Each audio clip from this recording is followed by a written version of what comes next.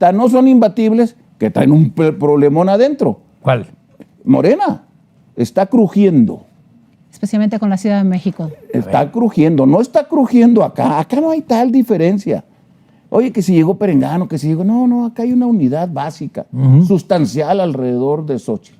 Allá, díganme, ¿en qué evento está Dan Augusto? ¿En qué evento está Ricardo Monreal? ¿Qué problemón traen aquí en la Ciudad de México con Harfuch y Clarita? ¿Qué bronconón traen en Puebla? El pleito que traen en Chiapas, la bronca que traen en Morelos, los excluidos de Veracruz, la rebelión que traen en Oaxaca. Quien está crujiendo es Morena. Pero entonces dicen, allá está el problema y a nosotros nos da mucho para voltear para allá, cuando ellos traen una guerra civil, franca guerra civil. Yo algo los conozco, están crujiendo. A ver, estado por estado, lo de la Ciudad de México es evidente, es de todos conocido. Pero fíjate, Pablo, yo sí quiero un poco precisar porque, bueno, planteé lo que Guadalupe dice. A ver, eso ya lo sabíamos a lo que nos enfrentábamos. Son la estructura territorial. Vamos a ir a eso. Sí, la estructura territorial del presidente tiene, entre otros elementos, estos que está planteando Guadalupe con mucha claridad. Y claro que hay problemas de parte del oficialismo y los hay más en una lucha por el poder de grupos duros con grupos que no tienen identidad alguna, con elementos además que son satanizados cuando están en la oposición, pero son purificados cuando llegan al oficialismo. Entonces, eso ya está. A mí me parece que el reto más importante y en el que ya tendríamos que estar trabajando todos nosotros es justamente, y yo creo que Xochitl ya lo está haciendo, en esa organización para combatir eso que ya sabemos. Porque a mí me parece que lo peor que le puede pasar a la oposición es sentarse en sus laureles y dar por hecho que esto que Guadalupe explicita con mucha claridad y que muchos de nosotros lo tenemos muy definido, claro, porque conocemos en los estados cómo se van desarrollando algunos. Lo peor que le puede pasar a la oposición es que sabiendo eso no tengamos claridad nosotros hacia dónde vamos. Y sí entiendo perfecto que tenemos que tener un ánimo optimista. Yo lo tengo claro porque hay elementos que nos permiten saber que vamos a ganar la elección del 2024, pero teniendo esos elementos, me parece que tenemos que tener el antídoto. Y eso pasa por organizar todas las voces que estamos a favor del frente y todas las voces que están, por supuesto, dispuestas a tener la narrativa correcta para que no ganen las prisas, el desánimo, porque además... Vamos a ir al tema territorial. Disculpa que te interrumpa. Solo déjame terminar esta idea. Porque además me parece fundamental, Pablo, entender que el elemento más importante que el gobierno de López Obrador usa es justamente el desánimo. Recordarás cuando inició con el tema de que estamos derrotados moralmente. Ese elemento es fundamental porque efectivamente es lo que quieren hacer.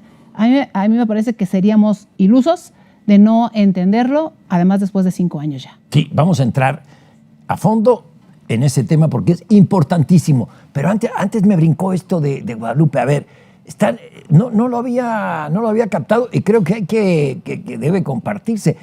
En la Ciudad de México sí traen una guerra civil fuerte, un diferendo grande. En tu estado vecino, Puebla, ¿cómo la traen? Sí, por supuesto está la lucha entre los primos, ¿no? Sí. Dice uno, el primo rico y el primo pobre. ¿Cuál es el primo pobre? Según Alejandro, el pobre es él, ¿no? Digo, pues les van a salir casas como las que le salen a Laida Sansores en Campeche, ¿no? Ajá. Está verdaderamente complicado entre ellos dos, pero también hoy con la competencia, además de la posible resolución del INE, de 2 mujeres que están queriendo participar. Una de ellas la alcaldesa, la exalcaldesa de Puebla o la alcaldesa de San Martín Texmelucan, por un lado. Está el caso de Veracruz, ¿no? El caso de Veracruz, de Rocío Nale, con ese gobernador, de los peores gobernadores de Morena que hemos tenido en la historia de este país, un personaje oscuro, un personaje irresponsable, un personaje ineficiente. Y bueno, pues está Rocío Nale y evidentemente Sergio, que era apoyado, Sergio Gutiérrez, por Adán Augusto, que está completamente desaparecido, seguramente está en romance también. Entonces, bajo esa... por buenas causas. Sí, por buenas causas, sí. Al fin, una buena causa. Bueno, luego cuando bajan a la prima de López Obrador, a Manuela López Obrador en Chiapas, que siempre tú no vas, y luego Zoe tampoco tú no vas, y entonces están entre los resentimientos.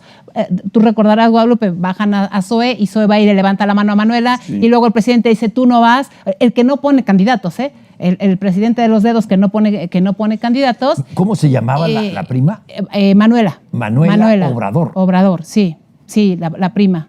Y bajo ese esquema tienes Chiapas y tienes hoy un tema en Chiapas el coordinador de la bancada en el Senado. Es correcto. Que lo dejaron fuera de la terna, pero sí, Eduardo, la encuesta, pero a proponer el nacional, dice, ¿no? El Consejo Nacional. Pero es un pleitazo terrible, además con una descomposición enorme social y de seguridad en el caso de Chiapas. Te vas a Guanajuato y ves a Ricardo Sheffield con acusaciones además de violencia de género por sus propias compañeras, no solo por la alcaldesa de León, sino por sus propias compañeras que conocen a Ricardo Sheffield, que ha contendido distintas ocasiones y que hoy va ahí muy emocionado a mostrarse muy empático con la causa femenina, que yo no ubico dónde, pero traen un relajo ahí en las bases, porque los duros, los que se supone iniciaron un movimiento con López Obrador, se dieron cuenta, Pablo, que están siendo desplazados por los purificados. Todos los purificados llegaron hoy a darle validez.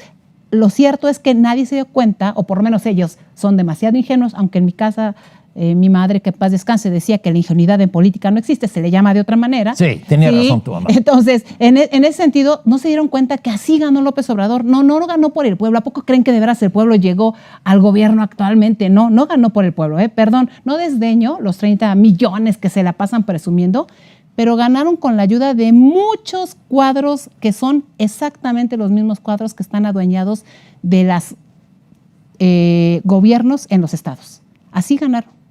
Y exgobernadores del PRI. Claro, por eso. El apoyo de exgobernadores del PRI que siguen estando. Por eso, son las familias pudientes electorales de los estados. Los varones, dirían en España. Oye, a ver, entonces tenemos Veracruz, Chiapas, Ciudad de México, Guanajuato. Morelos. Morelos, ¿por qué? ¿A quién bajaron? Bueno, están queriendo dejar afuera a una de las candidatas más fuertes, a Lucy, la senadora, que ella está fuerte, pero que tiene el veto de Cuauhtémoc. Al gobernador no lo van a dejar poner, a Cuauhtémoc no lo van a dejar poner, no lo dejaron ni siquiera salirse de ahí. Ya ves que él andaba ya queriéndose venir para la ciudad y andaba viendo qué, pero sí le están dando permiso de veto. Eso está intentando bloquear a los más fuertes, pero eso se está reproduciendo en todos lados. Ahorita estamos viendo las 9 gobernaturas. Faltan los ¿verdad? Faltan las capitales, las diputaciones, los municipios, los senadores. La regiduría. No, eso va a ser una guerra civil. Oye, y faltan los que quiera poner el narco. Bueno, no, esos no tienen problema. Son los únicos que están, ya te dije que es la delincuencia autorizada. Sí. Esos ya están. Porque eso es real. Ya no es una casualidad o una excepción. No. Hay franjas que ellos tienen cuotas amplias de poder. Ellos ganaron los estados. Casi en todos, Pablo. O sea, a ver, a mí me parece que incluso en estos casos que estamos planteando, tiene que dar, así como tiene derecho de veto Cuauhtémoc, los otros tienen derecho de poner y de vetar. En donde se sienten más cómodos. Vaya, debo decirlo, en la misma presidencia de la República con Claudia, por Dios, las visitas del presidente Eva Barato, pues ya no falta que se la lleven, ¿no? Sí traen un problema muy grave, muy delicado, una guerra civil interna que conforme pasen las semanas se va a expresar más.